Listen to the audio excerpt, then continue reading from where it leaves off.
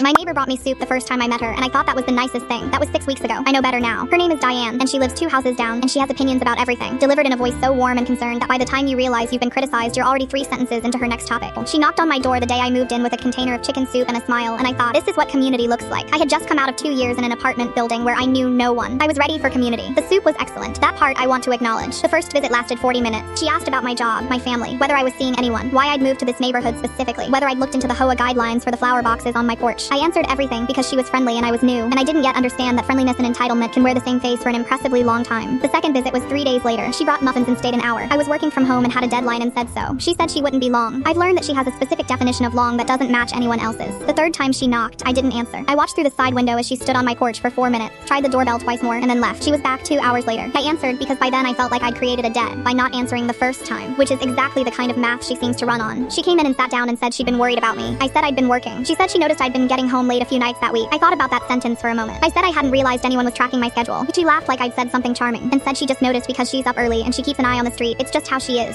That's just how she is. I called my friend Maya that night and described the situation. Maya said, "You know what this is." I said it's a lonely neighbor with too much time. Maya said that's what it is until it isn't. The following week, Diane told me she'd mentioned me to her book club. She said a few of them were divorced too, and they'd love to have me. I said I wasn't divorced. She said, "Oh, I just assumed since you're living alone." I said I'd never been married. She looked at me the way people look at optical illusions, like she was trying to find a different angle. She asked why. I said I just hadn't met the right person. She said she had someone in mind actually. Her husband's colleague. Very successful, very stable. She thought we'd be perfect. I said I appreciated it, but I wasn't looking. She said that's exactly what people say before they find someone. I stopped answering the door. She started leaving things on the porch. More food, mostly. A plant once. A book about mindfulness that I did not ask for. Notes tucked under them that said things like just thinking of you and hope you're having a good week. Each one very kind. Each one requiring a response I didn't want to give. Called my sister and described the situation. My sister said document everything. I said it's casseroles. She said document of the casseroles. 2 weeks ago I came home to find Diane on my porch with her phone out. She said she'd been trying to reach me. I said I hadn't seen any calls. She said she'd been trying to reach me on Instagram. I said I didn't follow her on Instagram. She said she knew, but she'd found me anyway. She hoped that was okay. She just wanted to check in. I stood on my own porch and looked at this woman who had found my private Instagram account to message me because I hadn't been answering the door, and I thought about the soup 6 weeks ago and how much I'd wanted community and how quickly want can become something you have to manage. I said, "Diane, I need to be honest with you." She got the look she gets when she's preparing to be misunderstood. I said, "I'm a private person. I'm not looking for new close friendships right now. I appreciate that you've been kind, but I need you to stop coming to my door and stop reaching out on social media." She said she was just trying to be neighborly. I said I understood that. I said I was asking her to stop anyway. She said she was sorry I felt that way. I said I needed to go inside. She stood on my porch for a moment with the expression of someone who has never been told no and is cataloging it as a misunderstanding rather than a boundary. Then she left. She knocked twice more that week. I didn't answer. Last Thursday I got a message request on my private account from someone I didn't recognize. I accepted it, and there was one message from a profile with no photo that said, "Diane asked me to check if you're okay. She's worried about you." I sat with that for a while. Then I reported the account, restricted Diane's, and called my building's property management to ask about the process for formally documenting neighbor incidents. The soup was genuinely excellent. I wish that were enough to change any part of this story. It isn't.